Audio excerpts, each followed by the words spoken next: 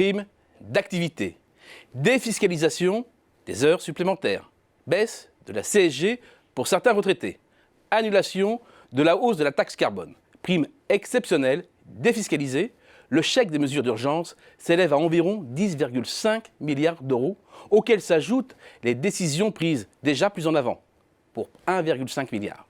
Au total, ce sont près de 12 milliards d'euros de pouvoir d'achat qui vont être injectés en 2019 par le gouvernement, l'équivalent de 0,8 point de revenus disponibles, avec en vue une baisse supplémentaire de 5 milliards de l'impôt sur le revenu en 2020.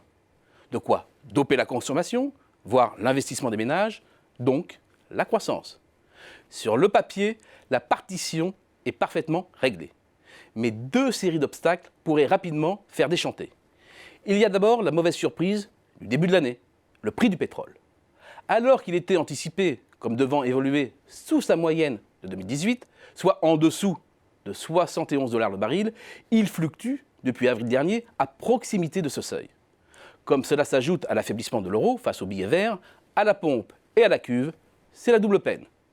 Les prix du gasoil flirtent ainsi avec ses sommets, à près de 1,50 € le litre, et le super est au plus haut depuis 2 ans. Quant au fioul, il se rapproche également de son dernier pic. La contribution de l'énergie à l'inflation générale s'annonce donc légèrement positive, là où elle était attendue comme légèrement négative. Bref, une partie des mesures de soutien au pouvoir d'achat sera consumée dans la hausse des prix. La seconde série d'obstacles est liée au comportement des ménages. Le surplus de pouvoir d'achat peut être consommé, investi ou épargné. Pour qu'il y ait un impact direct sur la croissance à court terme, il faut qu'il soit ou consommé et ou investi. Investi, certainement pas. Les mises en chantier de logements, comme les permis de construire, donnent le là. Et ils sont en baisse l'un comme l'autre. Parce que les prix sont trop élevés, parce que les aides ont été rognées, parce que le Pinel arrive en fin de cycle et parce qu'enfin, l'immobilier est dans le collimateur de l'administration fiscale. L'investissement des ménages est en recul depuis 3 trimestres maintenant.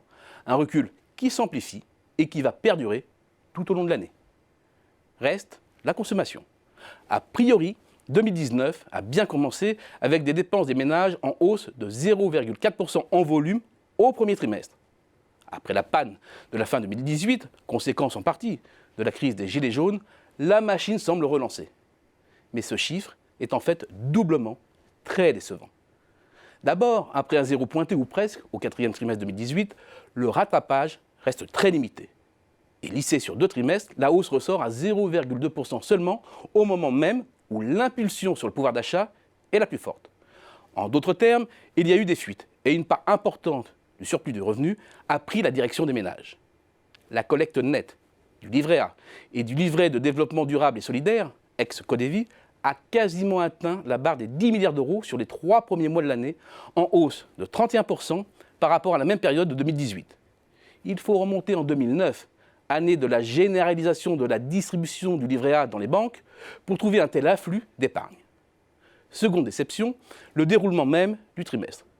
Comme semble l'indiquer, l'évolution des dépenses en biens manufacturés, il y a bien eu un effet report sur le mois de janvier. Mais la dynamique s'est ensuite très vite enrayée, ce qui n'est pas de très bon augure pour la suite. Et si les Français ne consomment pas plus, c'est que la confiance n'est toujours pas restaurée. Bien entendu, après avoir touché le fond, la confiance des ménages s'est redressée. Mais elle se situe toujours en dessous de sa moyenne de long terme, et sa remontée est de plus en plus lente. À cela s'ajoute la recrudescence des craintes sur l'évolution à venir du chômage, une situation propice à la constitution ou au renforcement de l'épargne de précaution. Les Français ont fait de la rétention de dépenses au premier trimestre, au détriment de la croissance. Et il faudrait que la confiance revienne pour qu'il en soit autrement. Or, la confiance, cela ne se décrète pas, cela se construit. Le risque est donc bien celui d'une grande désillusion cette année, avec un taux d'épargne record et une croissance amputée.